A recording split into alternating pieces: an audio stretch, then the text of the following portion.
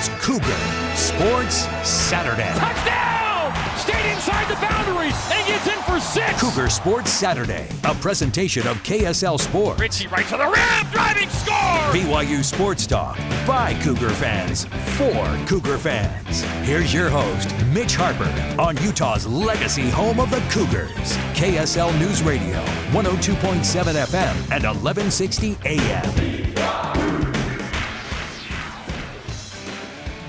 Welcome back into Cougar Sports Saturday here on KSL News Radio. Hour number 2 is off and running here on this Saturday, March 14th, as we're counting down until Selection Sunday tomorrow. We're about 27 hours away until a bracket is revealed. One of the great days in the sports calendar. In fact, the NCAA tournament is one of the great events, honestly, every single year in sports. I'll share some of my favorite BYU basketball memories in the NCAA tournament coming up in the next segment. But right now, let's dive in to Bracketology. Where will BYU, hear its name called, in tomorrow's Selection Sunday show? And earlier this week, I was on a Zoom call that CBS and Turner put together. They're the broadcasters of the NCAA tournament, and it featured the TV executives for the NCAA tournament along with the broadcast crew of Ian Eagle, Grant Hill, Tracy Wolfson, and Bill Raftery. Onions! But they were talking about the bracket and the show, and they said that Selection Sunday, they will dive right in to the selections. Because remember about 10 years ago when they revealed all the teams that made it to the tournament without showing the bracket? It was the worst Selection Sunday ever. They've gone back to the basics the last handful of years, and it's been a wonderful thing. Selection Sunday is fantastic, and BYU will hear its name called for the third consecutive year in the NCAA tournament, and probably for the third consecutive year, I would expect that BYU is going to be a 6 seed. That is the projections that pretty much everywhere you look has BYU. There are other bracketologists out there that have BYU listed as a 7, and that could be in the cards considering the whole seed list and bracketing principles.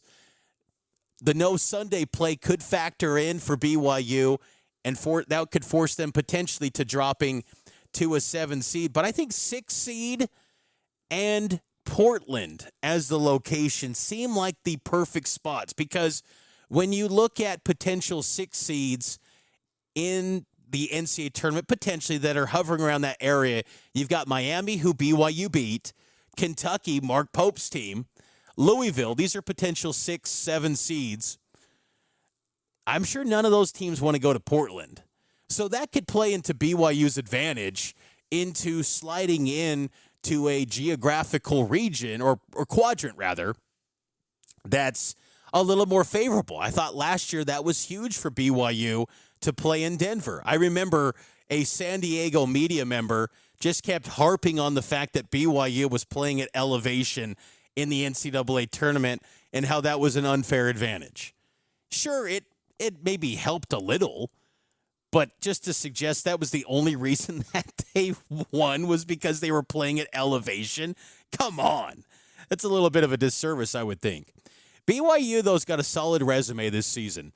They've won 14 games against teams that are Quad 1 and Quad 2. And if you're not familiar with the quad system, the NCAA Tournament Selection Committee has a ranking or rating tool called the NET, where teams that, say, slide in from 1 to 75, and if you play that team in a road game, that would be a Quad 1 opponent. Same can be said for 1 to 35 on your home floor. That's a Quad 1 opponent. Quad 1A, that's 1 to 15. BYU is 1-7 in those games against the elite upper crust of college basketball, but 14 total wins against pretty much the top 100 of college basketball. BYU has piled up a lot of good wins. Also of note for BYU, 11th in strength of schedule in the net rankings. How about that? BYU goes into a postseason and no one's questioning them about their strength of schedule. Isn't that a fascinating deal? That's the beauty of the Big 12 and the Big 12 basketball product. No one questions who have you played. In football, it's a nonstop, well, who have they played? They're getting by the skin of their teeth. They're a joke. They haven't done anything. They just win by luck. That's all BYU football does. They've got a ceiling. We don't hear that in basketball. BYU's lost 10 games this year, and no one's batting an eye because they've tested themselves. They have ran a gauntlet of a schedule. They played a top 50 non-conference schedule. And teams like Wisconsin have, beat Illinois yesterday. And BYU hammered that Wisconsin team, and a win that takes place in November equally means as much as a win in March. And that's one of the things that's important to understand, too. Just because you get a win late in March doesn't mean you climb significantly. It's just another data point from November 3rd to now that goes into the selection committee's view of a particular team. So that's always something that keep in mind, because I think when some people see a big win in a conference tournament over a really good team, people just naturally assume, oh, they're going to soar up the seed list. Well, not necessarily, because that team might have had bad losses in November. That still factors into the conversation. But BYU's in a good position. And I thought this late season response with Texas Tech when the Kansas State and West Virginia wins, they were important because the selection committee saw BYU without Richie Saunders beat Iowa State, beat Texas Tech, albeit at home. Neither one of those was away from Provo.